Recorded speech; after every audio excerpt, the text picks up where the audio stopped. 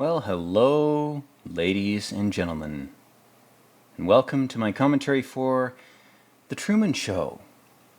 This is long overdue. This is a movie that I've been meaning to commentate upon for quite a while. It says a lot about our society, guys. And this movie was released in 1998, which was kind of at the tail end of the reality TV craze, which has now been replaced or subsumed by YouTube and streaming, Twitch, whatever other websites there are now that do that. There's this subsumption of truth by illusion that's kind of insidious in that reality TV trend, and also in this movie, where people's perception of something as realistic has become itself a commodity that is being sold back to them. If something appears real, it has an attractive force to it. It enthralls.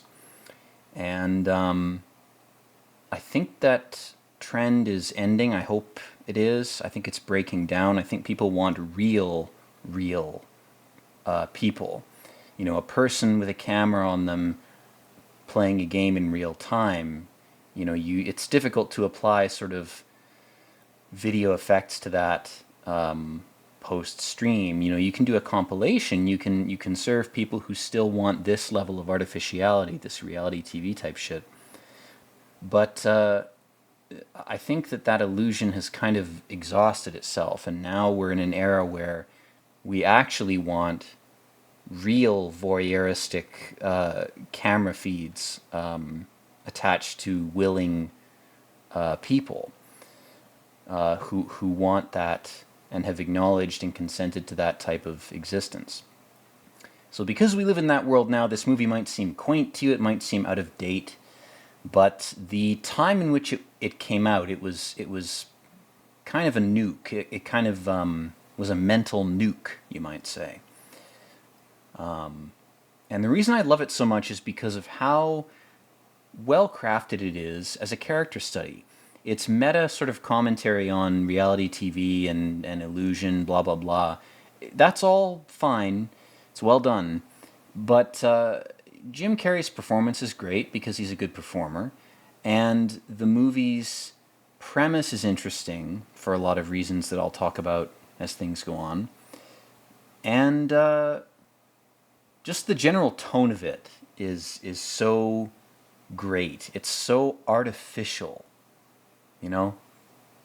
It's so performative. It's so much about the West. Again, this guy's got a phobia of dogs. We just watched Eraserhead. And these dogs have been sort of installed in his brain like a phobia subroutine to control him. And Jim Carrey's character in this, you know, he lives in a sort of matrix society. It's a 1950s Americana fiction. And this came out 1 year before The Matrix. I mean, it's a very, you know, it's interesting that those movies came out at the same time. It's almost like the powers that be were trying to tell us, you got to get out of the 1950s boomer fantasy of what your life's going to be like. Because it's not that it's going to be worse, although it probably is. It's that it's going to be different. It's going to be stranger than this. And you've got to see what used to be normal as strange, so that what is new to you will be appealing and won't be as traumatizing and won't be as strange for you when we transition to the, I don't know, whatever digital hell we're rocketing into right now, whatever Ready Player One kind of slum nightmare that we're all going to be a part of in about 10 years. You know, you've got to see this as strange in order to accept the new reality that's very quickly approaching. So again, the society is very 90s in terms of the cars and a lot of other aspects, but the sort of tenor of it, the social interactions, everything is 1950s. It's all sort of neo-Victorian false politeness. If you had grandparents who grew up in the 50s, you understand this shit because they sort of have this desperation about them. It's like Pink Floyd says in one of the lines in one of their songs where they say,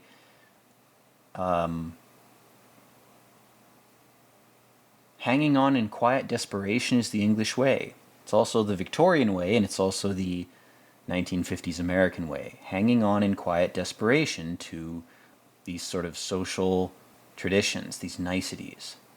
And this guy is living in a bubble, literally. He's living under a dome, which we're going to be told is the case in a bit. But I'll go ahead and spoil that because I have to talk over some shit that I don't really care about commenting on. Yeah, of course, yeah, the reviews are that we're in the best place on earth, blah, blah, blah. Anyway, our main character lives on a giant movie set. And I don't want to emphasize the sort of anti-capitalist aspects of this movie because they've already been talked to death. They're not wrong, but I have nothing new to say about that. I have nothing to contribute to the people who are like, this movie's actually about the excesses and illusions of capitalism. Yeah, of course it is. That's like saying Free Willy is about how killer whales shouldn't be kept in captivity. It's not a new thing to say. It's not a nuanced position. You're not a genius for figuring that out. Go fuck yourself. Come up with a new interpretation of this that's actually interesting. Now, again, we just watched Eraserhead, where our main character in that film had cobbled together a AI waifu profile from a bunch of magazine pictures. In that case, it was photos. In this movie, it's magazines. And again, this movie kind of feels like it takes place in Fallout universe, just before the bombs fell. This guy's kind of living in a bubble of illusion.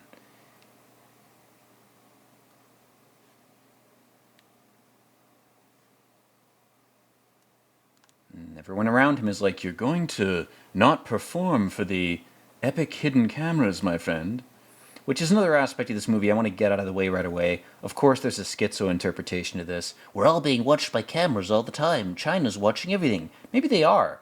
I don't give a shit. China can suck my nuts. Xi Jinping can lie down on a bed and I'll sit on his face. Fuck that shit. It's fear-mongering crap. Whatever amount of it is true, human incompetence will save all of us from whatever negative implications that might have. We have 40,000 hackers. Yeah, and are they as good as 4 of our hackers? No, probably collectively they're not. It's a bunch of nonsense. It's smoke and mirrors. It's paper tigers, if you want a more apt metaphor for that. It's paper tigers. And man, this guy, let's rubber band back to the film. He wants to go on a boat. He wants to go find his real GF, his epic real woman. But he's been conditioned, he's been mind raped by a bunch of insidious cults to stay in their little cult bubble. So when he sees this constructed fake imagery of a drowned boat, he has a fucking panic attack. He's been conditioned to have panic attacks when certain stimuli are present. Very easy thing to do to a human because we're so flawed. It's not difficult to do. It's not uncommon. It's not some sort of outlandish conspiracy to point that out. It's very easy to do this to a person. You can very easily condition another human. It's frighteningly easy, in fact. And here's his epic blonde wife advertising some piece of shit kitchen thing. The fake smiles, man, it's like David Lynch. They're all faking it. Fakery has its limits, has its utility. It's not useless, it's not inherently evil, but it has its limits. If you push the fakery too far, it's the same type of behavior that Colonel Kurtz undergoes in Apocalypse Now, where he pushes the truth too far. Again, there's a middle ground between the two. If everything's fake, nothing means anything. And if everything's real, nothing means anything. Human life becomes the lamb on the altar, the goat on the altar, which is the common Luciferian satanic trend in the States now, is to call people the goat. You're the greatest of all time. Funny how that comes out as an as a fucking not anagram. Jesus Christ. It comes out as as the word goat. You know, goats are not satanic. Sheep are not holy. It's all a bunch of nonsense. But the terminology shifting like that is meant to shift your perception. It's meant to be a shift in metaphor, not in literal meaning. Metaphor is not real. Metaphor is not literal meaning. That's something important to remember. Is part of the brainwashing Truman's undergone is metaphorical. He's been force-fed poems his whole life to try to brainwash him. Visual poems, media, whatever. He's saturated by it. And at the same time, he's subject to all this Fallout tier obvious fucking Nuka-Cola advertisement. You know? He's cooked. His brain is cooked. He's fried. He's overcooked.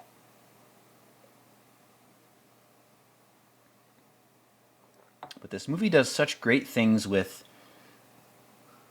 just everything. Like the set design, the themes, the performances, everything's just sort of perfectly attuned to try to wake you up to this type of shit.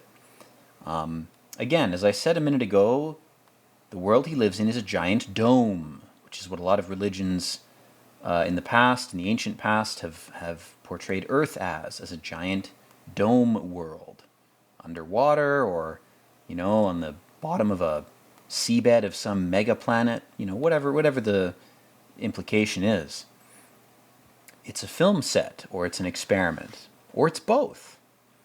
And the moon in this is an observation station. The moon is an artificial satellite, or it's meant to look like one. And I think, personally, that most of what astronomy has told us is actually true. If you want to know my personal opinion, I don't believe in any of this. But I love the metaphor of it, because the moon, as a real planet, as a real planetoid, a real body, celestially, is very strange, has a lot of weird aspects to it. A lot of things that don't totally make sense. And these are not fringe theories. You can look up the information pretty easily.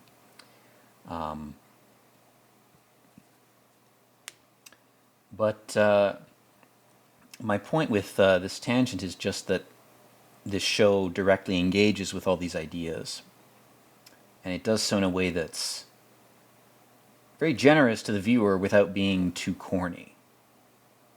She's got a book called The Dream Machine. This guy's asleep.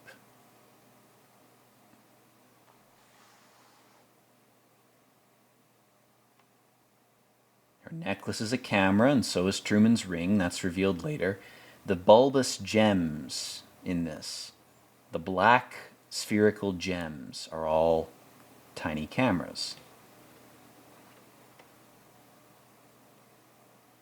She's like, the audience would really like it if we had a child. It would be very epic and entertaining. And he goes, I just want to fucking see something that's not 1950s bullshit. I want to see the real world. Nowadays, you want to do that, you go on Discord. You're going to see some real shit. It's all illusion, but man, I've traveled all over the fucking place, and Discord is the most foreign place I've ever seen. Yeah, I want to see poor people rotting in a jungle. I want to see mercenary armies fighting each other. I want to see some weird architecture, you know? You're still under the bubble. Ironically, nowadays, the way to get out of this type of illusion is to retreat into another illusion, which is creepy in and of itself, man. The internet in 2024, you know, contrasted with this movie's definition of reality versus illusion, is crazy. Again, this is a very old movie. It's almost 30 years old. It's from a pre-9/11, pre-Matrix era of society, Western society. And again, it's very paranoid. It's very paranoia dependent, this whole movie. Everything's a film. Reality exists to serve me. It's all about me. That's a very egotistical interpretation of existence. That everything exists either to motivate you or guide you or to block you, which is nonsense. This scene where he finds his father, who's snuck onto the set of the Truman Show, is a prime example of that, where, everything's contrived to prevent me from escaping the illusion. That's a Buddhist Eastern way of conceiving of reality. That everything that's opposing or supporting you is just trying to tempt you.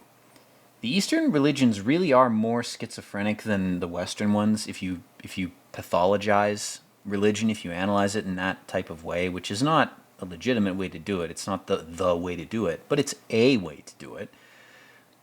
And if you analyze Eastern versus Western religious practices that way, this movie is very much, ironically, despite its criticism of Western capitalism, it's also very critical of Eastern religion and society, which are intertwined more than they are in the West. This movie is criticizing the Eastern idea that desire is a virtual prison, and that your physical body and the events of your life are not meant to define you. And there's some truth to that. There's some good in that interpretation that needs to be acknowledged, and this movie dismisses it. It actually openly calls it evil, in a way. It calls Western capitalist, materialist illusions evil as well, but I think it fails to criticize both systems equally. And I'm not some kind of Eastern apologist, but if I were to criticize this movie, it would be that it fails to equally criticize those two systems. If you're going to criticize the West, you would have to have Truman fail to escape, because the West had failed to communicate to him what the way out is, what the path out of the illusion system is. That would effectively criticize the West, because they don't even really comment on the Eastern shit. This movie, again, it's made for a Western audience, so it's obvious that that's the psychological profile of the viewer that they're speaking to. That's obvious. He has to hide all his secret anti-Western, un-Western, deviant desires, The equivalent is, if you're gay, you have to hide it, or if you're, a Buddhist, you have to live on some commune in Southern California, whatever,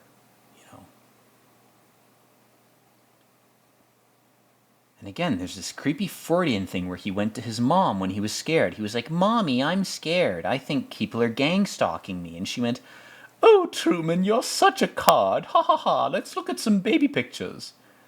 And then his wife's like, "Your mother called. I'm an extension of your mom. You married a younger version of your mom, 'cause you're an immature idiot." I'd rather have my dick lasered off and be celibate than be this guy. This is a type of hell that he's living in. He wants to escape. He wants nothing more than to go somewhere he hasn't been.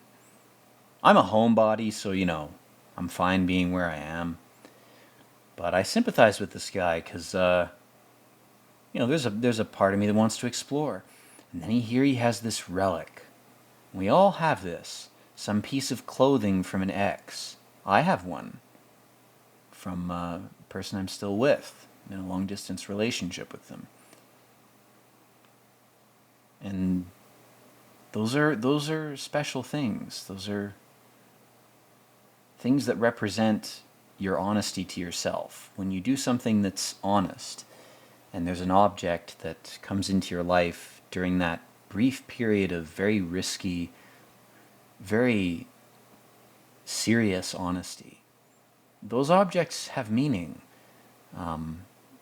Much more than nostalgia does. You can be nostalgic for some toy you played with as a kid, but it's not the same thing. If there's an object in your life that represents your acknowledgement of who you really are, your coming into yourself, your evolution, your waking up, those types of objects are really significant, in a non-trivial way, in a non-material way. Even if the object's destroyed, the memory of it is more powerful than any nostalgia, you know. And of course, as soon as Truman's attracted to this chick he's not supposed to be attracted to, who is also the woman who plays George Clooney's love interest in the Solaris remake, which I've done a review of, and you should like and subscribe. He's distracted by the play he's in. Oh, you're meant to be with this woman. How about I'm meant to be with no women? How about I cut off my own cock? Maybe the real reason for that trend these days isn't some sort of transgender trend. Maybe it's that people just recognize the play and don't want to take part in it, playing the role they've been assigned. Maybe they wanted a different role. Is it so hard to switch roles? I don't know. Maybe it is. I don't think it is, though. I think it's just laziness on the part of the people assigning the roles. They don't want the complication of having to reassign people. I mean, the people who want to change genders, call them whatever you'd like, they feel like they're assigned to be one thing. And I'm not an expert on dysmorphia. I'm not going to comment on that and on the political or medical interpretations or implications of that. I have no expertise about that. I'm an idiot. You know, I have nothing to say. What I am talking about is performance and illusion in the context of this film. And that this character was meant to do and be a certain type of person. And meant to be with certain people as a part of fulfilling that role. Now you can argue that, you know, oh, if you're born, if you're here, if you're a human, you have obligations, you have things to do. Sure. You have to eat and breathe and shit. Those are obligations. Everybody has those. What should our other obligations be? How free or how confined should we be to the society we're born into? That's another question this movie asks, and it does so elegantly, man. It does so quietly. Beneath all the political, capitalist crap, really what it's asking is, how do we invite people or entities or souls into a system where they're able to figure out who they are? That's the real question. And Jim Carrey's character, he can't resist this chick. She's so fascinating to him. She has this aquamarine bracelet. And there's the hoodie he's kept. God, her bone structure of her face, whew, that's like, to me, that's like 10 out of 10. High cheekbones, big eyes. Beautiful actress, I have to say. I don't recall the actress's name, but that is a very beautiful actress, I have to say.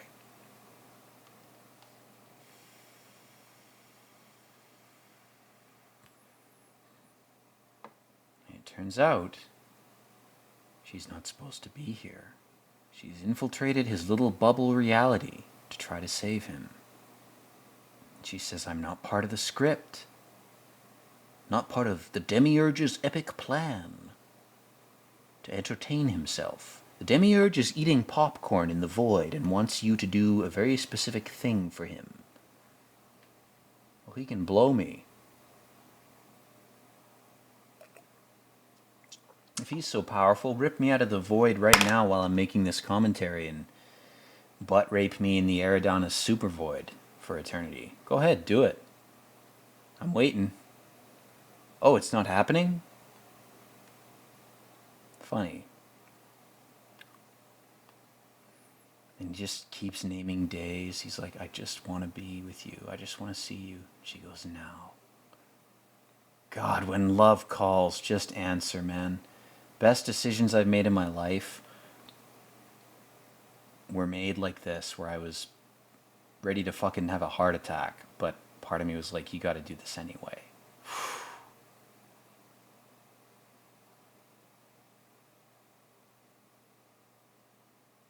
Yeah, sneak away. Get away. Have your moment. Maybe it never happens again, but it might be the best time of your life.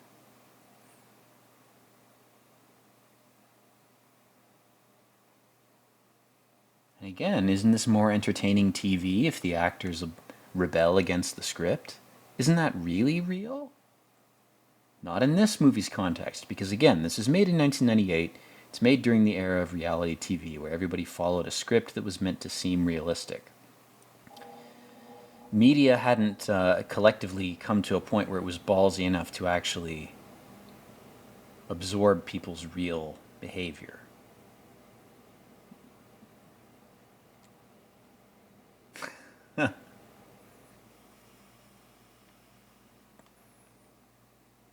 We have so little time. God, watching this, I haven't seen this in like several years. Watching this after having been through something like this, it feels different.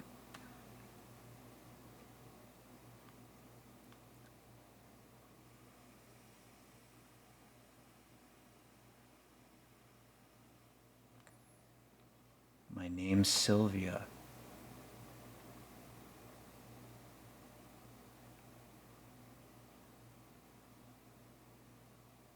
My name's Sylvia.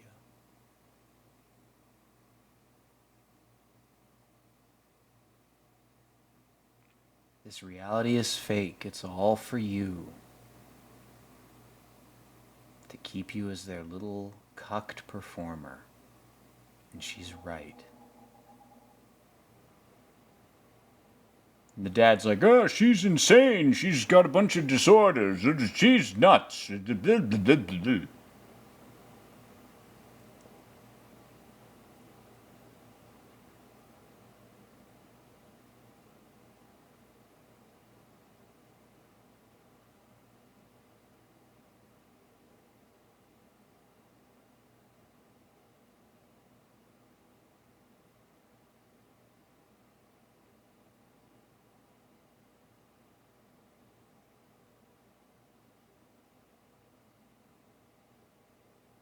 God damn, man. This movie hits hard.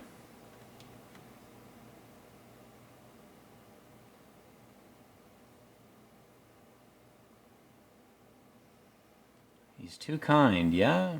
Yeah, he is. Except I'm not that kind. I'll get to Fiji if I have to rot in a shipping container for 3 months. I'll get to wherever I need to go.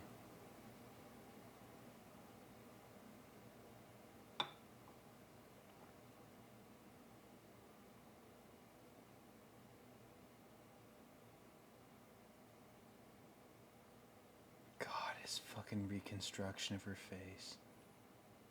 Poor bastard. Trying to get her eyes right. Again, this is before AI. He's doing the best he can with what he has. And he's not jacking off to this. He just wants to see her again, man. He just wants to...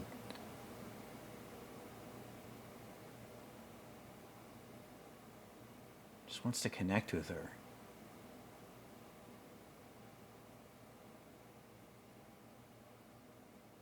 And she's watching all of this.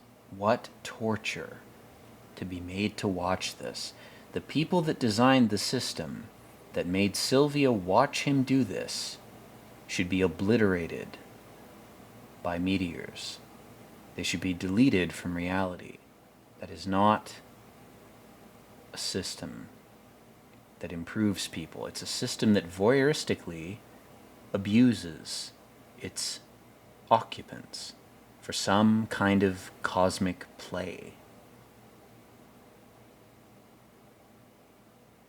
And again, I'm not some advocate of some alternate system where people are just killed if they don't obey. You know? I don't like either system. Burn them both down at once. They suck. Everybody fucking stops and touches their earpieces. God damn. Woo!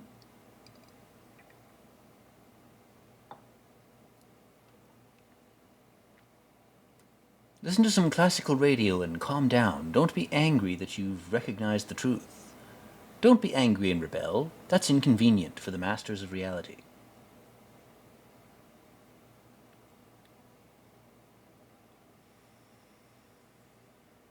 Again, all the newspaper headlines are confirming what has happened. Oh, the homeless guy, he wasn't really your dad. He was just some kind of weirdo.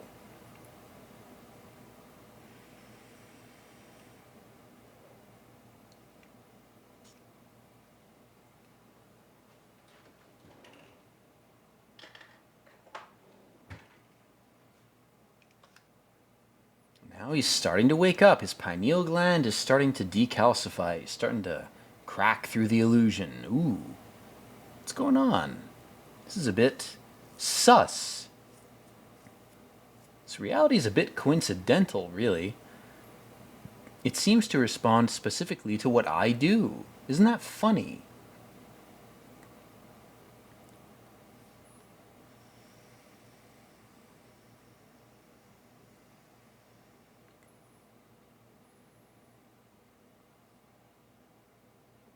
Guys, he took 2 puffs of weed and that was enough for him to wake up.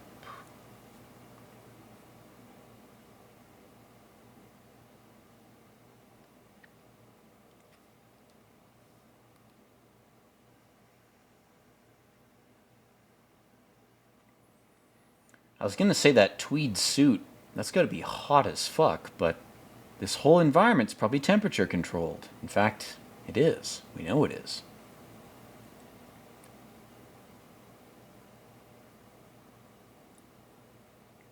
This movie's kind of like what it's like to live in China if China had like a 1950s Americana aesthetic obsession. It would be like this.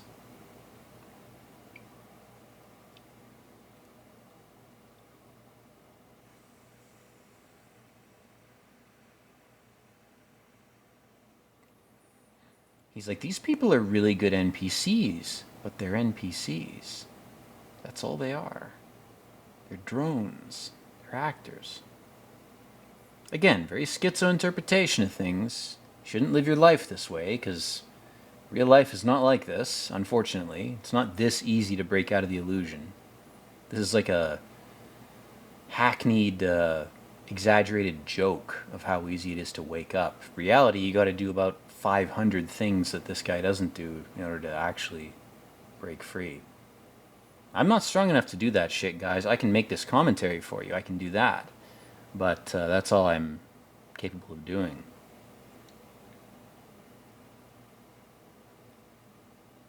And he's like, how about if I just run into this building randomly? How about if I break routine? I've always been adverse to routines. I've always thought they were bullshit. Then he sees backstage. Ooh! He did LSD and saw the machine elves creating his reality. Ooh. You're not supposed to see that, my friend. Gonna be taken out of the building. Ooh. Gonna be gently thrown out. Goodbye.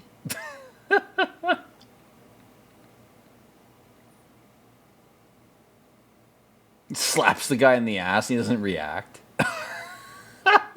Try that in real life, you'll get fucking beaten up.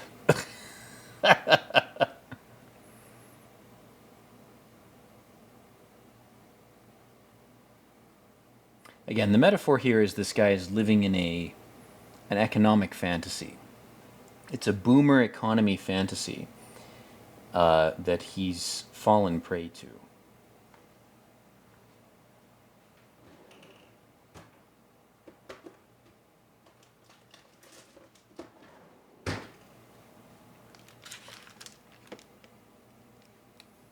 he still trusts this one guy, his one best friend.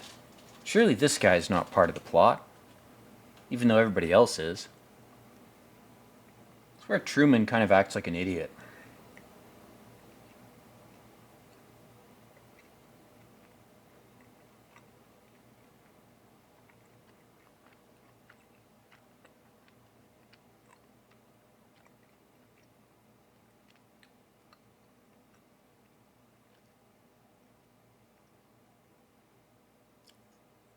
They look just like regular people. Man, we gotta watch They Live. That's another great movie to watch.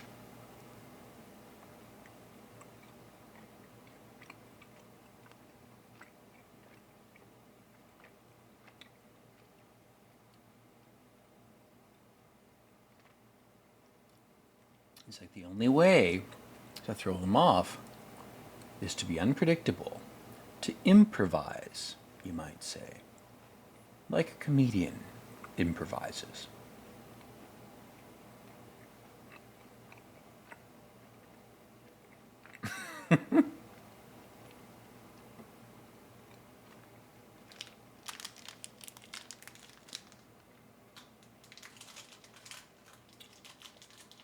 God, this guy's so naive. Everybody's life is building towards something, man. It's not a novel realization.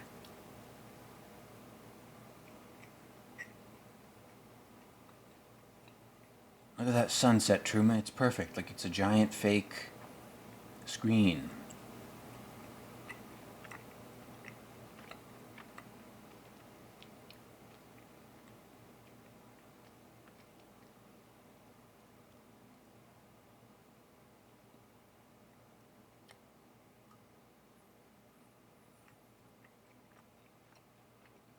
Truman admits to him he's going away. And then we cut to baby pictures. Oh no, stay here. Be our little baby man. Be our little cuck child in a cage. The real illusion, the real cage that this movie's talking about, it's not physical. It's not material. It's mental. It's speaking to the children of the boomers who are watching this and saying, don't ascribe to their financial outlook and don't expect your life to play out the same way. That's what it's really saying. And the smart millennials, Gen Z, and Gen Alpha people, they already know this. They don't even need to watch this movie. This movie would seem boring to them because they know what it's trying to tell them. This is kind of an outmoded piece of media, which might have been why I've avoided doing a commentary on this for a while. Is it's like, well, a lot of these things have already been communicated to the right people. They don't need to be pointed to. But because they've already been communicated, disseminated, and absorbed, my commentary upon it doesn't change their effectiveness. So I'm not undermining what this movie's saying because it's already floating around. So in a sense, I'm not morally culpable if I diminish the effectiveness of these ideas by exposing them for what they are. You know, they are what they are. Here they are.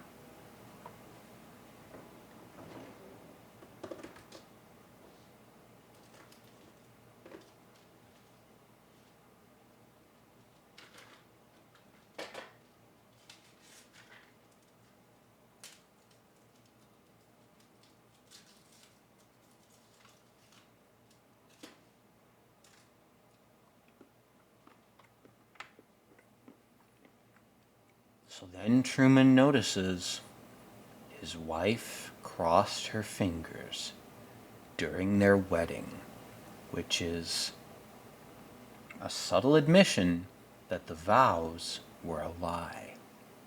She's his fake wife. She wasn't being sincere.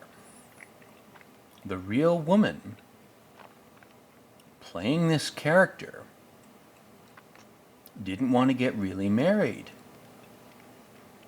She still has a sense of truth. She has a sense of honesty. She has morality. She has a soul.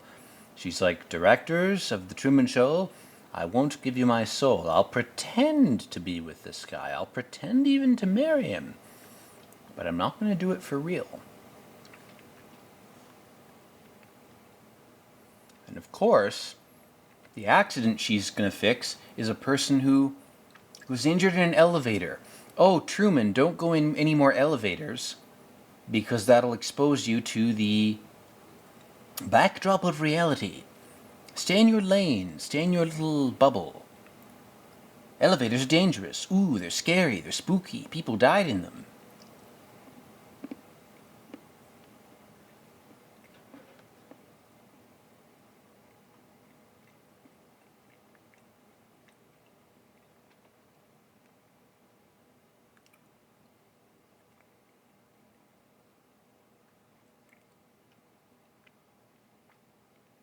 But Truman, he's a real one.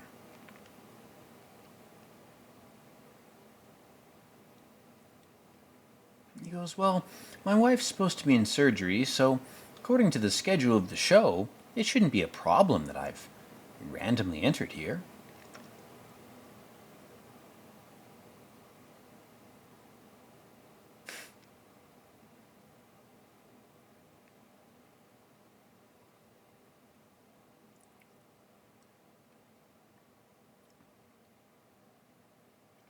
And as soon as she leaves, he just busts his way in.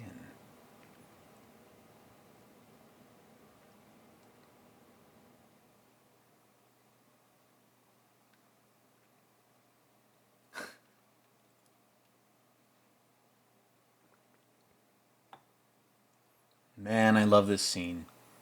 It's kind of like the ballsiness of Hollywood actors. It's like, oh, I know the whole show is dependent upon my performance, so I can get away with shit. That's the sort of meta commentary that I like about this. Is if you look at the industry in Hollywood like this, it's like, well, there are people who have the ability to pull off this kind of shit. And now these guys, they have to pretend to do an autopsy, but they're not really doing anything. This chick wakes up. Shoddy production value, guys. You didn't pay for the right people for this.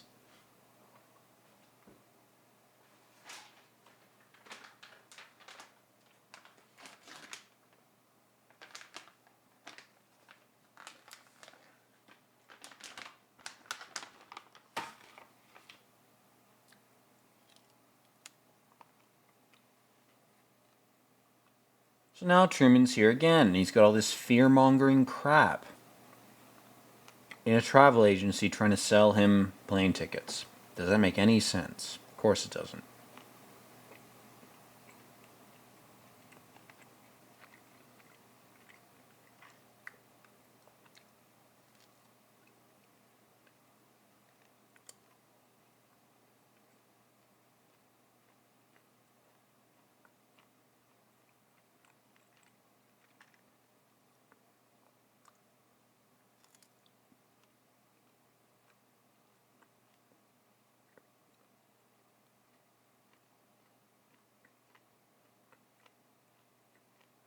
I'm sorry, it'll take a month for us to construct a Fiji set for the show.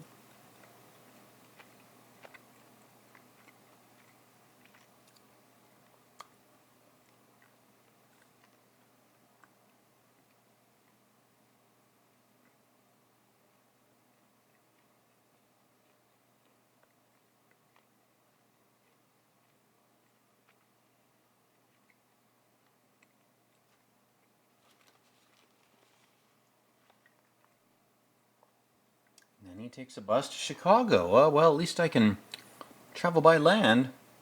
Everyone's improvising. God, it's so pathetic, man.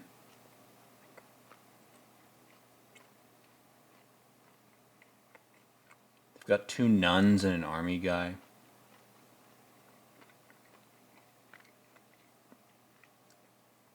The bus driver doesn't even know how to drive the bus, but he's not supposed to. It's supposed to fail.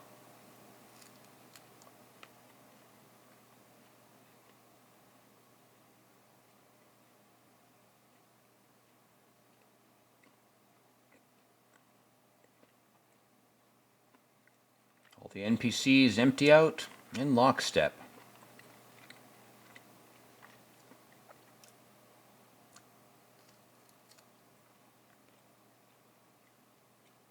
Man, what a nightmare this universe is. I'd rather live in Fallout than live here. What a mess this is. All the organization is fake. All the epic transcendence of chaos, it's all nonsense. What a mess. What a pathetic reality. It's an insult to the people in it. All the actors. It's an insult to the directors. To have to maintain this.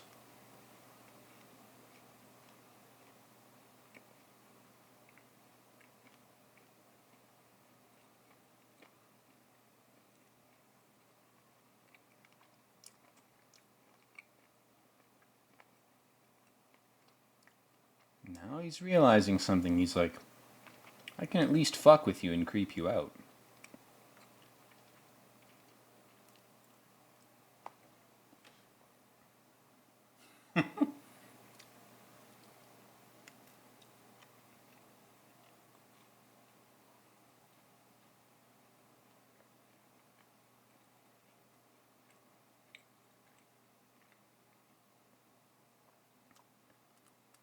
Lady.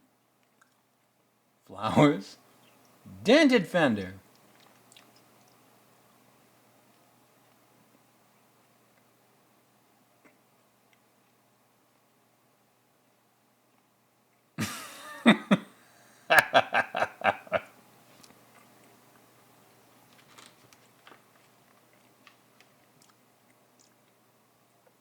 They just go round and round. I love his performance in this, man.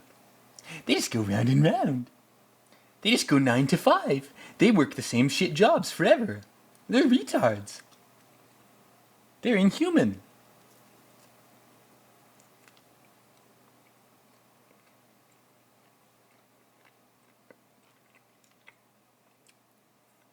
Okay, we'll go to Fiji. We'll have it written into the script. He's like, no, bitch, the problem is I don't like the script. And if the script doesn't like me, I'd rather be in hell than in this clown house. Pseudo hell.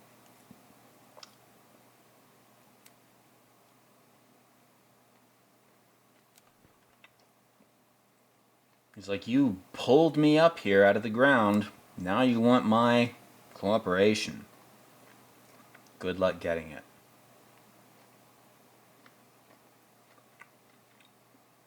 You're not going to get it with this bullshit.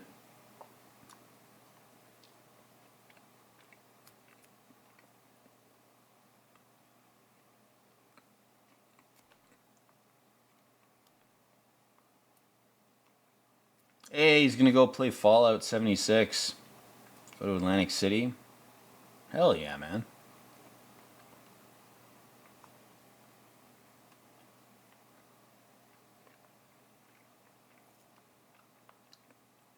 He's like, yeah, I'm going to puke too at the obvious artificiality of this bullshit reality.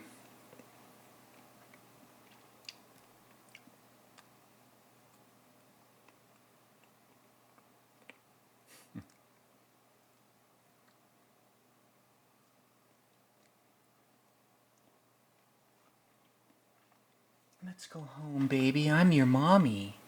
Mommy wants you to put you in your crib. He goes, yeah, you're right. Man, I don't know what came over me. I was just so insane for a second there. I was making crazy YouTube reviews. I don't know what I was doing. My God. Oh, actually, in fact, I changed my mind. Because I'm a conscious human being. Turns out I'm not a fucking drone. Funny how that works. Well, same road, no traffic. Magic.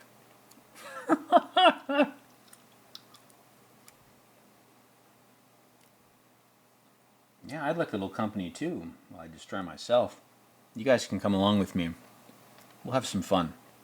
The more of us do it at the same time, the more of a criticism of the system it is. The more of a dent we make. The more people do it at once, better things will get for those who are left behind.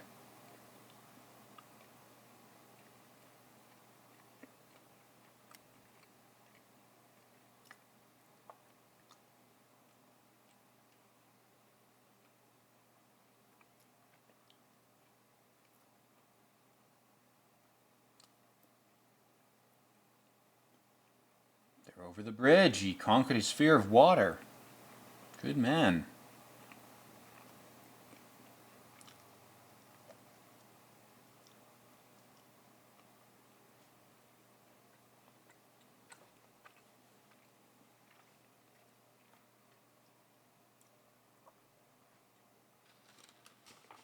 It's just fake fire. Hell is fake. To escape reality, you have to realize hell is fake.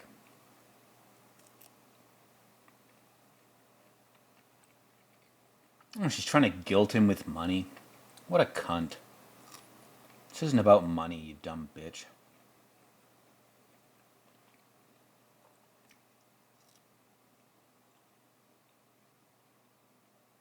Trying to guilt him using Western guilt. Well, your mommy or your grandma's gonna be guilty that you be. It's so exhausted, man. No one feels that anymore. If they do, they're pretending to feel it. Now there's a Fallout 4 power station. Shit, the Brotherhood of Steel is gonna be here. They're gonna steal some technology from the reactor core.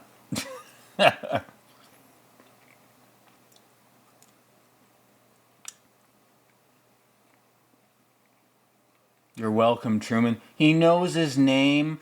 He's never been past the bridge before. Fucking idiot. Guys, he flubbed his line. Ooh, very epic fail.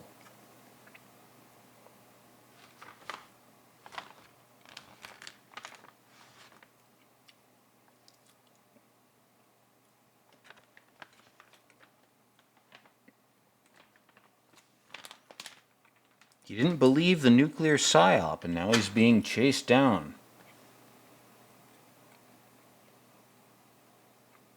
Because he doesn't believe the lies, he's in the Apocalypse Now jungle, and they treat him like an animal. You don't understand the value of illusion? You're an animal. No, I understand it perfectly. I just think it's bullshit. I think it's flawed. I think its half-life as a method for societal organization has run out. And we've got to figure out a way to tell a little bit more truth, or we're all fucked. I'm no Truman, but I'm certainly not his wife. In fact, I wouldn't be particularly sympathetic if she had her head caved in by super mutants wielding lead pipes in a video game. And then they mashed up her brains and made a nice tasty stew out of them. Because basically that's already happened because she's cooked. I love his reaction here. Who are you talking to? What the hell does this corporate crap have to do with real life? With emotion, with purpose, with anything? Anything with any value? And again, her name's Mary. Interesting choice of name there.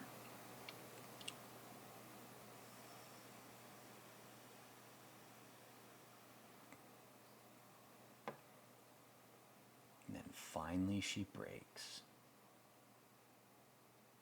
It's like, who are you talking to? Talking to the Wormwood group in China? Who the fuck's looking at us? Who are the new surveillors from the moon? Who are they? Oh, someone's knocking at the door. How serendipitous.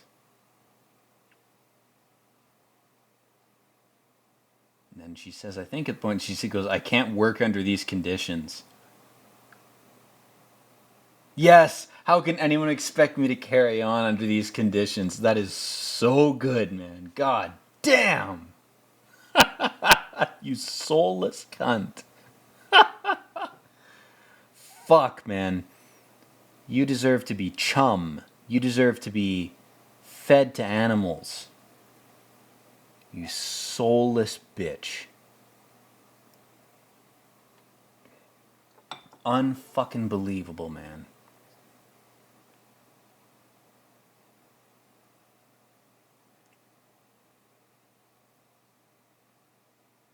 It's a lot of world for one man. No, it's not. It's a tiny ass dome. It's very self-contained. It's very small. And again, that's the Buddhist excuse. Oh, it is your ego, my son. You don't actually matter at all. You should just rot and die for your master. You're actually worth nothing. It's the Buddhist extreme of this shit. Destroy your ego and it will make you into a god. No, it won't. It'll make you into nothing. It'll make you into a worm. You have to accept your ego and channel it. That's the truth. This show doesn't say that. I'm saying it. This guy goes, I'm your Scottish-looking friend. I'm full Scottish, right, Truman? If you want to join the lodge, you can join with me. You can stay in the illusion and even have some input into how it's made. Wouldn't that be fun? To torture other people in hell? Wouldn't you enjoy that? Yeah, have a beer with me, bro. You can even butt fuck me if you want. I'll show you my ass. It's totally fine, bro. It's whatever, yo. He's like, nah, man. No.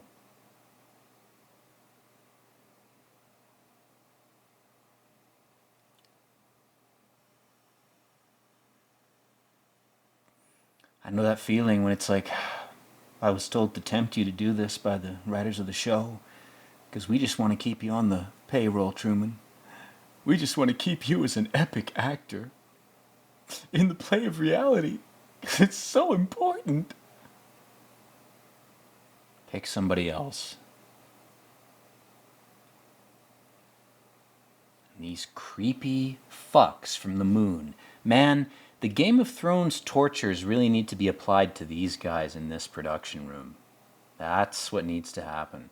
They need to be subjected to whatever the worst tortures are from the medieval age, so that their deaths are kind of like a feeding session or a spectacle for every viewer. Every viewer gains a little bit of respite and wrath and revenge energy that they did deserve, I think, because of what these people have done behind the scenes.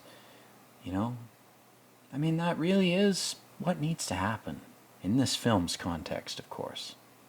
Not in any allegorical or metaphorical sense in reality, just in the narrative of this film. That's what needs to happen. These people need to have, their skin peeled off. One little strip at a time. I can't even think of the tortures I would want to ascribe to them. I don't have the imagination, you know. And this show has the balls, this Truman Show, in the context of the film, to be like, Truman, you want to leave the show. We're going to tempt you with your dad. Ooh, don't you want to see him again? And I think at this point in the show, Truman is past the point of behaving in a real way. I think he's acting. I think this scene is the one where he is pretending to be surprised. Because he's already established to us as viewers that he knows everything's contrived. I think this fake sympathy and emotion that he's showing is genuinely fake rather than his actual emotion. He's like, I understand it's all a show. I'm going to say exactly what you want me to say to trick you into thinking I'm still part of it and I still give a shit. And that's why the film has chosen to show us, as viewers, the behind-the-scenes shit. It's chosen to give us insight because Truman has the insight. And now he's performing, but not for real. He's achieved fractal irony. He can both be honest and false at the same time. Those aren't real tears. He's performing. This is the first scene in which he does this. He does it a bunch later on in the movie, but he's doing it so he can get out. And, not many of us are going to do this after this movie's come out, guys. I gotta say, we'd rather just nuke the whole system. Don't make this the requirement. It'll all be destroyed if you do. And not by me, Who am I? I'm some random guy. But, this is not an effective test. It's not an effective path. It's played out in film terms.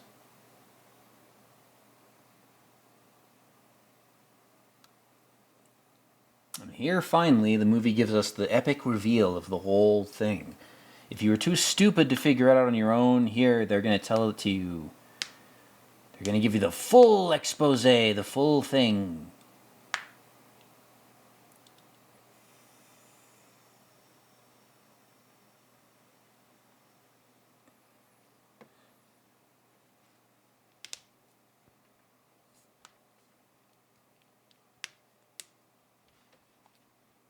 Sea Haven Island.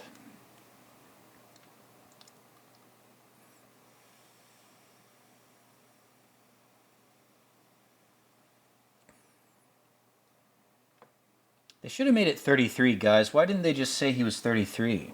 Ah, they didn't have the balls back in 1998. Now they're being more obvious about it. They really should have just made him 33. Oh, the show's in its 33rd year, but that means nothing. Pay no attention to that number.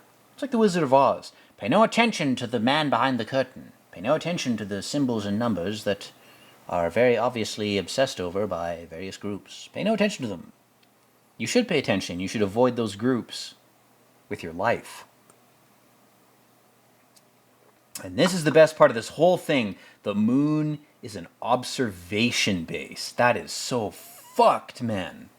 If you've read any science fiction conspiracies, science fiction or science speculation, whatever, this movie gets my fucking high five for having the balls to literally make the moon the big the main camera. Like, that is so fucking funny, man. That is great. You've got my attention for doing that. That's some funny shit. And I love this shit. People trying to expose the show. It's television. He breaks out of a fucking present.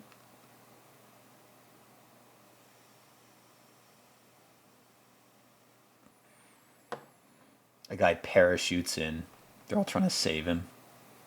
Angels trying to save him. They have to show up as clowns. These demons are trying to be all serious and creepy and cool and fun and intellectual. Oh, yes.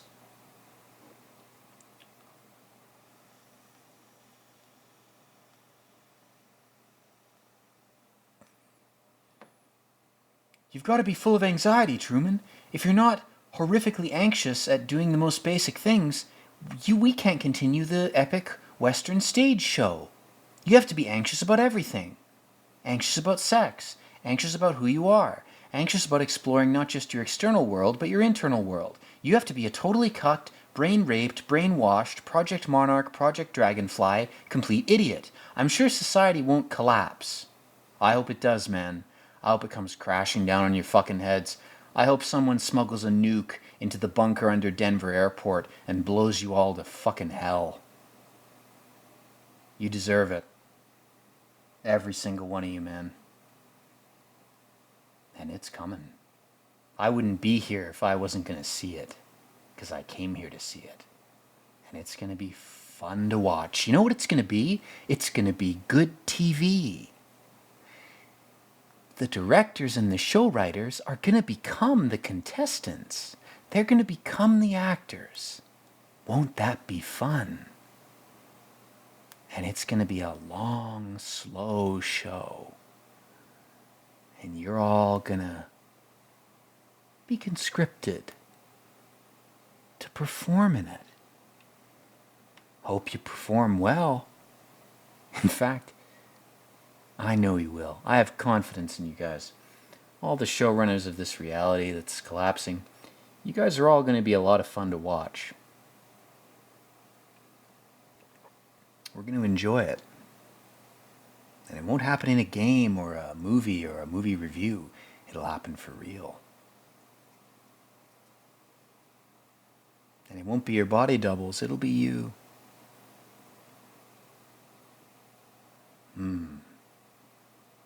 I can taste it.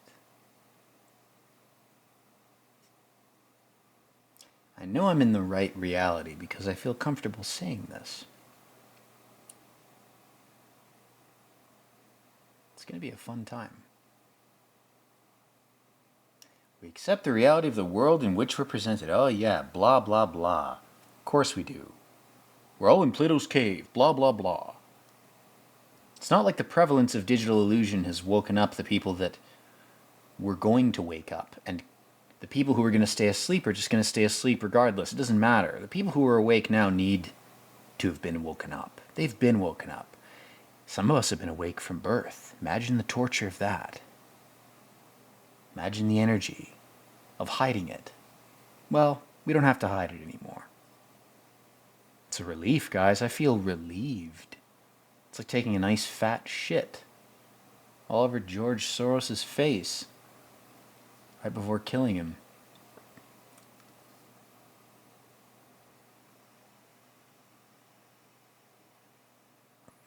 And now he's trying to speak to this chick who is this false Eve, this false Lilith, when in fact she's actually trying to save him.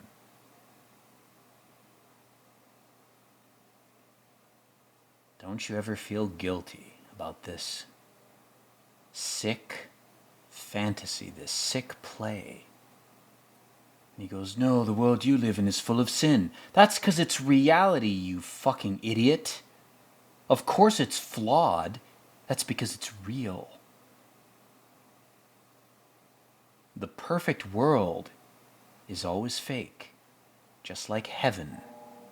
Heaven, if it does exist, would have to be totally static, unchanging. If it changed, that would mean it wasn't perfect. If there was any change that could improve it, does that make any sense for a perfect realm? No. The only heavens in this world are fake heavens. Reality is flawed. And trying to make a fake heaven will always fail, and the people who try to make it are always annihilated because they're playing God. They're trying to make heaven on earth, which is impossible. Earth can't host heaven any more than heaven can host earth. They're separate realms. They're separate levels of reality, whatever you want to call them, however you want to conceptualize it in your mind.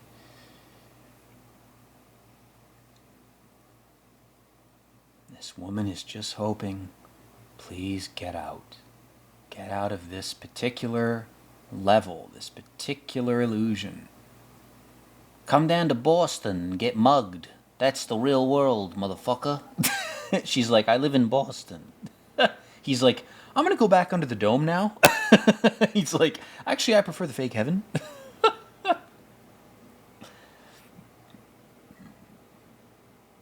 They're watching him sleep.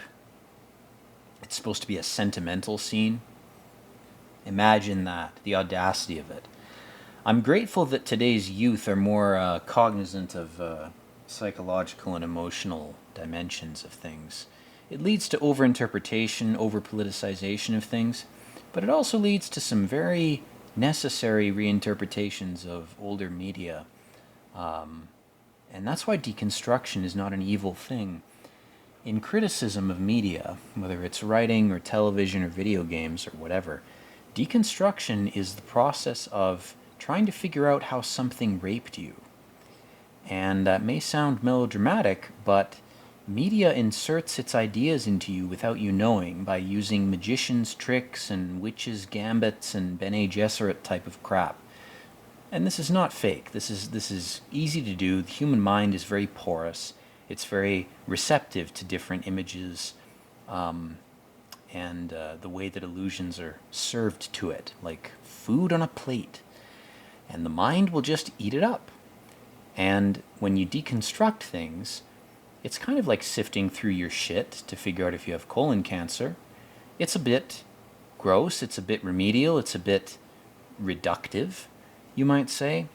But that process is necessary because it will show you how you've been raped, how you've been mind controlled, and will allow you to decide whether or not you actually want to live in that world. And again, speaking of this concept, Truman is now aware he's being filmed and he's pretending to agree with it. He's pretending that he doesn't give a shit. He's pretending that he has accepted the illusion. He's performing now for real, whereas before he wasn't performing at all. And he winks his right eye at them. They miss it because they're stupid. But he does this moon landing shtick, and he's like, I am astronaut Truman. And then he's performing as much as he can. He's putting on the whole show. Oh, yes. He's happy. The show must go on. Yes, here it is. It's gonna go on.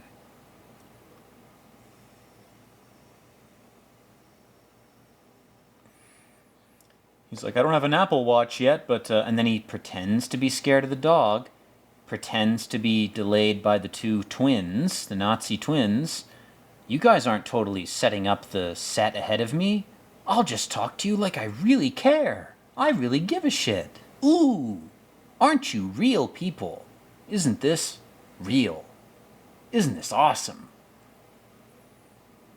And then again, even at his job, he's like, you know what? I'm going to go balls deep into this. I'm going to perform exactly like I'm supposed to. I'm going to do my job exactly as I'm expected to. I'm going to sharpen my pencil in the pencil cam. Man, I'm gonna suck the cock of the videographer of reality. That's perfect. And then he's like, oh, a new love interest? I'm gonna feign interest in her. Wow, she's a blonde-haired woman with too much lipstick. Isn't she great? I'm definitely attracted to her. I'm gonna even feign distraction on my little call here. Wow, I definitely believe this illusion. Thanks, guys.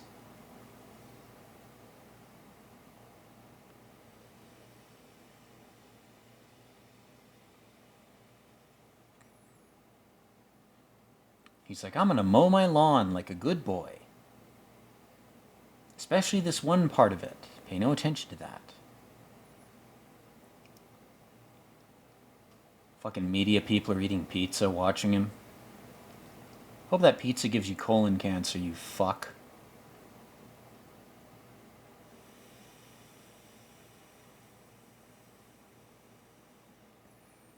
There's a failed attempt at a joke where a guy running a treadmill is like powering the screen. I don't know what that's supposed to be saying. Whatever it is, it's failed.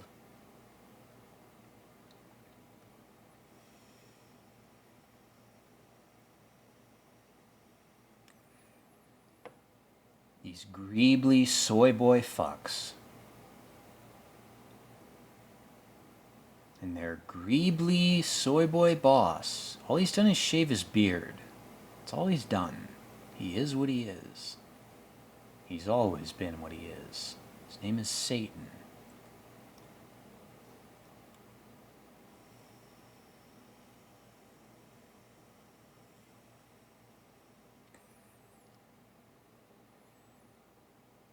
And they're like, he's just sleeping in the basement, whatever. Muriel left him, blah, blah, blah.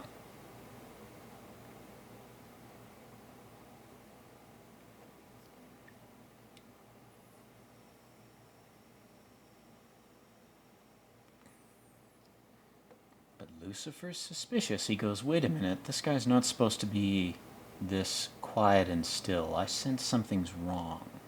Try to wake him up. And it's like, well, he's breathing, you know, we can hear him breathing. And the guy's like, no, I'm too paranoid and schizo. To create a paranoid schizo false reality, I had to actually be that way, which is my Achilles heel. It's my flaw. I'm too paranoid.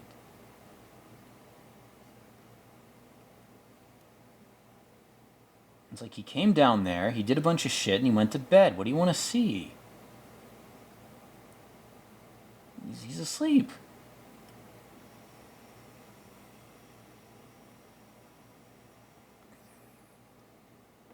And he's discovered Truman's little secret way out. And then, of course, immediately he stares at his underlings as if they're to blame for this. As if there's any precedent for this. What a dickhead boss. Again, he should be strung up upside down and have his cock ripped off and shoved into his mouth, and then have his skin peeled off 1 centimeter at a time. Fed to dogs while he watches.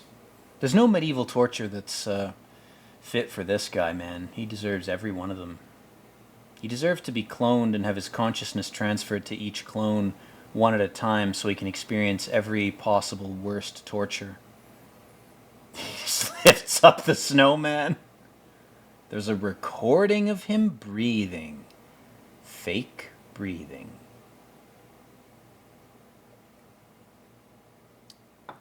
And of course he's still performing. He's like, oh, this is all part of the script. He's not betraying the script. Tender viewers, continue to feed us vampirically with your mental attention, your energy. Continue to pour your attention into our blood cups. Oh yes, this is all part of the plan. Trust the plan. It's all part of the plan. I love that he rises up in front of the map. But then when he sees the tunnel, he's like, oh fuck. We've lost control.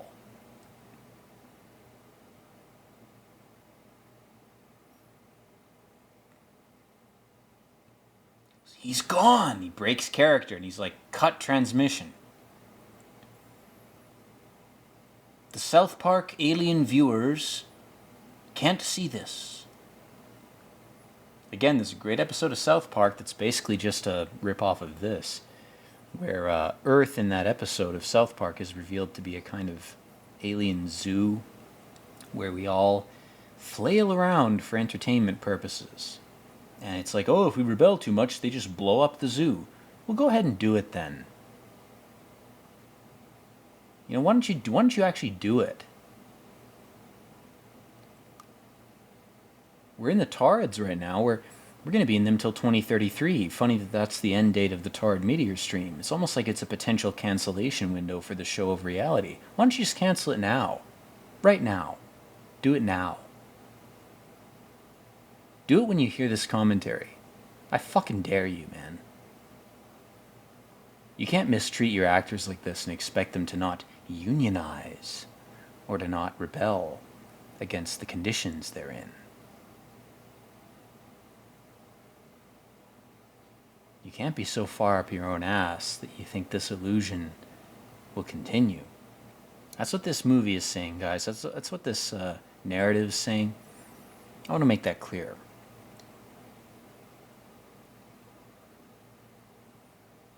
Oh, the guy with the nice dog, suddenly his dog's not so nice. Ooh, nasty.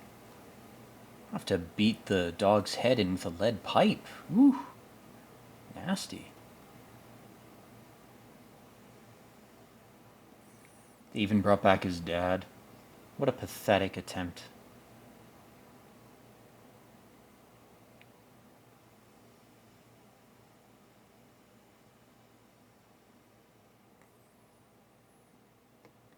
Again, guys, I don't want to laud this movie as some kind of truth.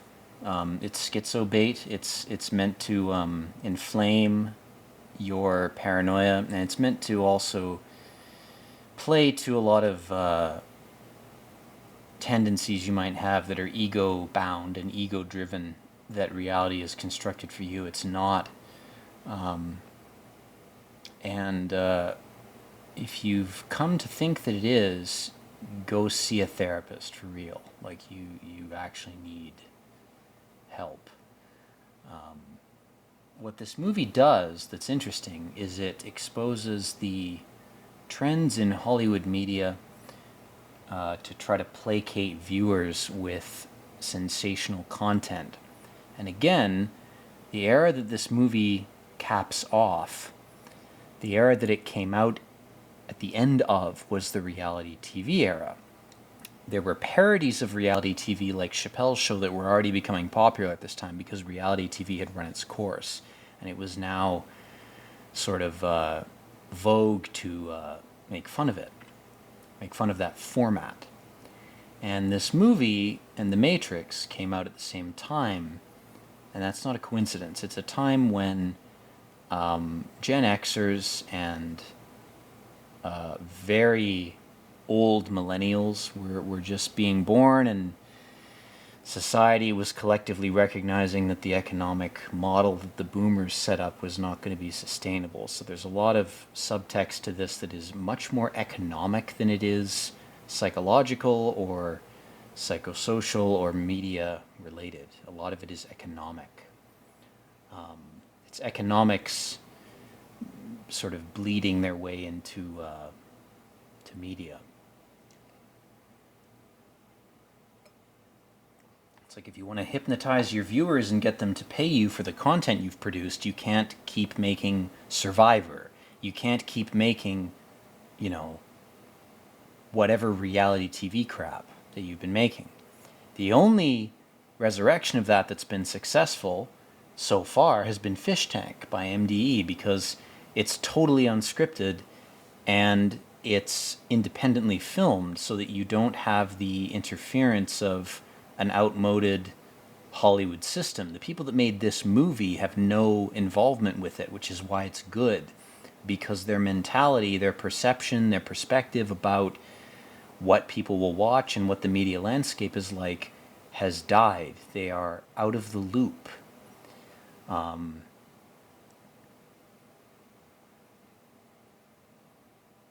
Now, here we have a very epic scene in more ways than one. In fact, it's epic in the traditional definition of that term. Truman is like Odysseus in this. And of course he goes, oh, this is our hero shot. Yeah, because like Odysseus, he has left his home country. He is out on a boat on his own, looking for the woman he loves. Now, it wasn't Odysseus' quest, but his departure on a boat on his own is very ancient Greece. It's very Greek myth.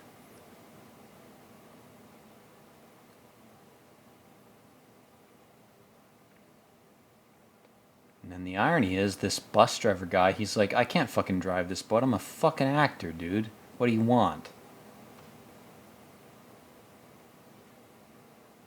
He's gone. You've lost him. And you deserve to have lost him. The extreme close-ups in this. As if I feel sympathetic for these fucking people. Should be raped with pitchforks.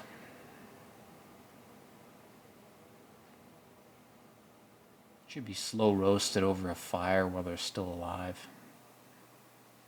For this hackneyed illusion.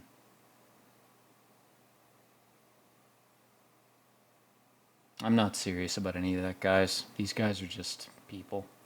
The context of the movie, they are who they are and they are what they are. But I'm very sympathetic for Truman in this. It's almost like the movie designs itself to make you feel that.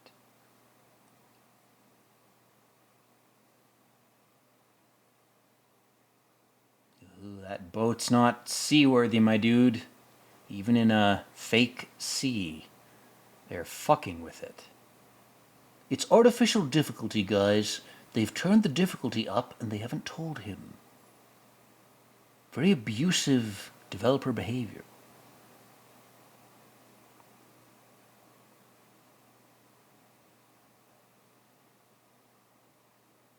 This guy's like Thor. He's like, summon some lightning down. I command it. I'm God.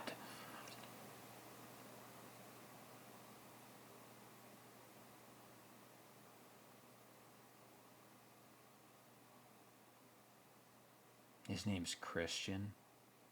Let's torture our Christ clone guy, because our cloning method is totally legit. Torturing Christ is definitely the way to get him to come back. We tortured him last time, and he did some cool shit. Let's torture him again. Don't know if that'll work, guys. Don't know if that's the right way.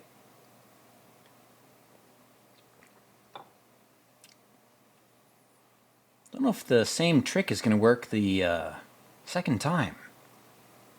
It's kind of like reusing an old trope. Probably doesn't work.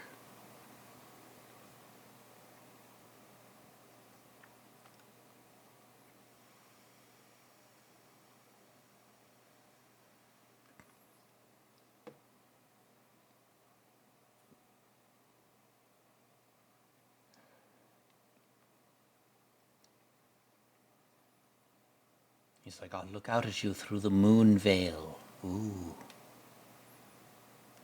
Good man. Is that the best you can do?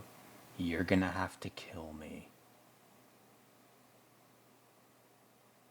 Man after my own heart. I'd rather die behind the chemical sheds. That's the way to orient your heart.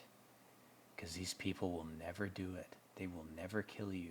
They don't have souls, and they don't have balls. All they care about is viewership.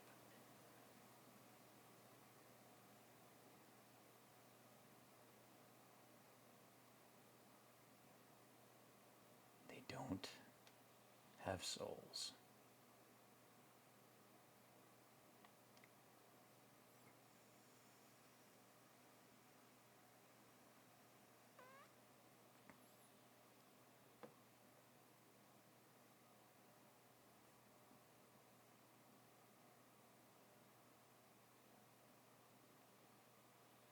Damn, these eyeball close-ups, man. Woo. All the drunk NPCs at the bars, they're glued to it. You're getting higher viewership than you ever have. What's wrong? Why aren't you happy?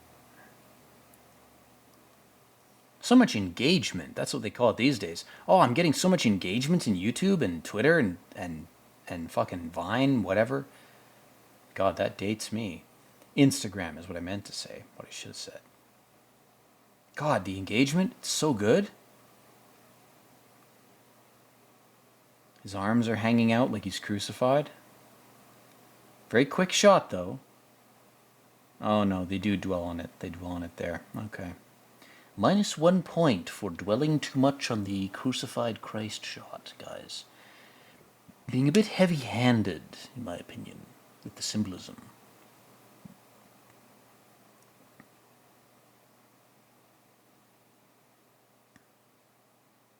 It's the 12 Trials of Hercules. It's all those ancient Greek myths. It's a guy who just couldn't get enough of suffering.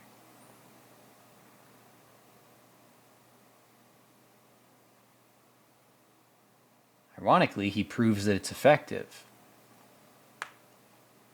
He should have just killed himself in his house with a suicide note that said, I don't improve when you subject me to suffering. That should have been all the suicide note said. He should have made a way to broadcast it outside the system. That would have been more effective than this, because this, in a roundabout way, just proves the point of the filmmakers that, well, if you torture someone, they're going to improve. It's not always true. There's an excess.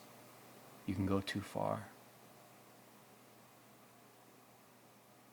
Now I love this. His boat just straight up bumps into the fake wall. And finally, he has proof of the limits of his world. He had to break through it to find proof. the sigh when he touches it. This is so brilliant. The way he sighs when he feels it. The confirmation that he's been in an illusion his whole life. Can you imagine the gravity of that?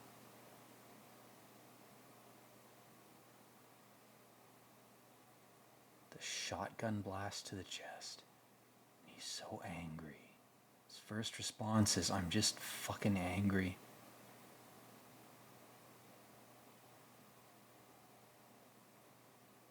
He's holding onto the sail. Damn, man.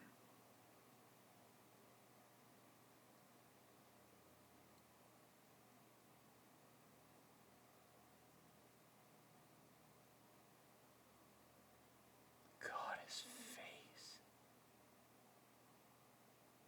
It's like an emotion there's no word for when you reach this point. We haven't come up with a word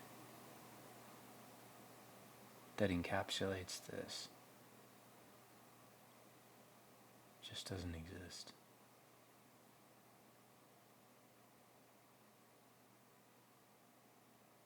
He's walking on the border of the fucking fake ocean.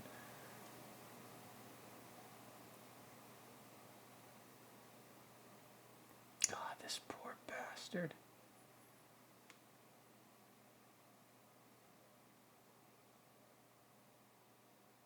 What an excessive test. Didn't have to be this. What did he prove other than his own curiosity? The only reason it was so intense a test is because there are people watching. And it's a show. And finally God is like, well, or Satan, whatever the fuck he is, the demiurge, whatever you want to call him, he's like, I have to actually talk to this guy because he's about to leave.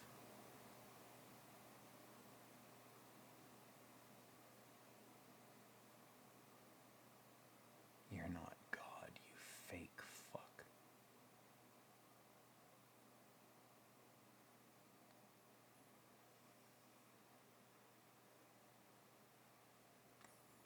And Gustav, I think, is acting here too. I don't think he cares what Truman does. And it's not clear if this is being broadcast or recorded either. It could just be between the two of them. It's almost like Truman is praying. It's almost like this is the first time he's ever prayed. This false god, this demiurge, is warning him. There's not any more truth out there. And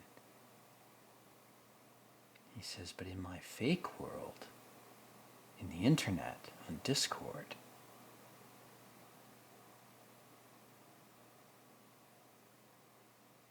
no, not yet, bro. Wait for Neuralink. He will have a camera in your head. He goes, you can't leave. Touches the screen like he's his son. What a fucking creep. I've been voyeur fetishing you your whole life.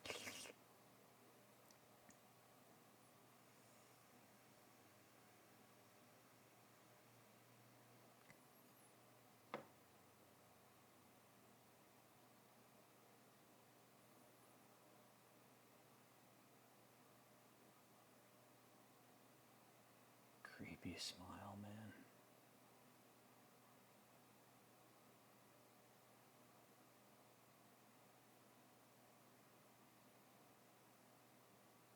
He says, you belong to me.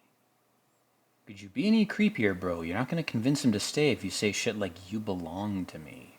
What the fuck is wrong with you, man? He's so up his own ass. He doesn't even understand how he sounds. Then he's like, you're on television, you're live to the whole world, blah, blah, blah. Don't disappoint the Armenian man in his bathtub and the two old women.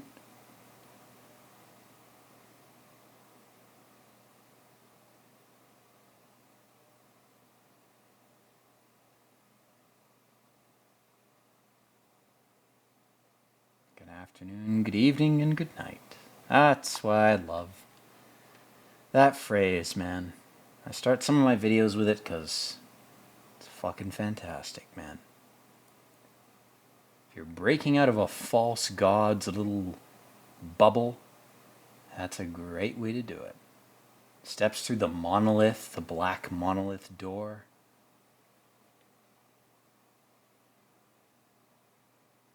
And the audience loves it. It's almost like, if you want to interpret this cynically, this was all by design, and he was supposed to break out.